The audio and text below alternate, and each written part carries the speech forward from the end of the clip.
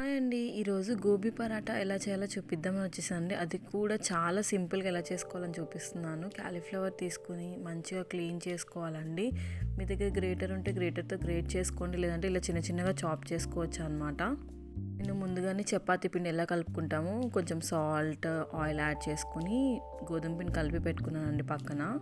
ఇప్పుడు స్టవ్ వెలిగించుకుని ఒక ప్యాన్ పెట్టుకుని అందులో కొద్దిగా ఆయిల్ యాడ్ చేసుకుని కొద్దిగా జీలకర్ర, 1 ఆనియన్ చాప్ చేసి వేసుకుంటున్నానండి. అలాగే 2 పచ్చిమిరపకాయలు కూడా చాప్ చేసి వేసుకుంటున్నాను. ఇది కొంచెం వేగిన తర్వాత 1 టేబుల్ స్పూన్ దాకా అల్లం వెల్లుల్లి పేస్ట్ కూడా వేసి వేయించుకుంటున్నాను. పచ్చివాసన పోయిన తర్వాత కొంచెం పసుపు, సరిపడా కారం, ధనియాల పౌడర్, సాల్ట్ వేసుకుని ఇవన్నీ ఒకసారి కలుపుకోవాలండి. కలుపుకున్న తర్వాత ఏదైతే గ్రైండ్ చేసి పెట్టుకున్నామో క్యాలీఫ్లవర్ అది యాడ్ చేసుకొని మొత్తం ఒకసారి కలుపుకుని మూత పెట్టుకుని ఒక 5 మినిట్స్ కుక్ చేసుకుంటే సరిపోతుంది అనమాట. కుక్ అయిపోతుంది.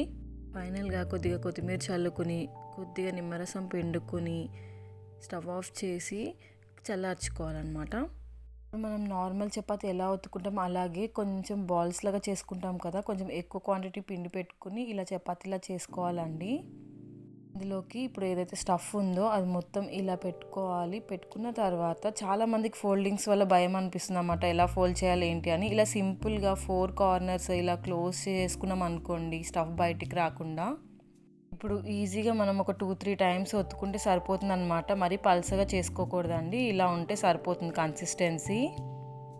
ఇప్పుడు స్టవ్ వెలిగించుకొని ప్యాన్ పెట్టుకుని నేను ఇక్కడైతే బటర్ యూస్ చేస్తున్నానండి. మీరు కావాలనుకుంటే నెయ్యితో కూడా చేసుకోవచ్చు. బటర్ కానీ నెయ్యితో కానీ ఇవి పరాటాలు కాల్చుకుంటే టేస్ట్ అయితే చాలా చాలా బాగుంటాయండి. ఆల్రెడీ లోపల స్టఫ్ ఉంటుంది కాబట్టి దీనికి మనం సపరేట్గా కర్రీ కుక్ చేయాల్సిన అవసరం లేదు. కర్డ్తో కానీ లేదన్నా ఏదైనా పికిల్తో తింటే చాలా చాలా బాగుంటుంది టేస్ట్. ట్రై చేయండి, ఎలా ఉందో చెప్పండి. For more video subscribe.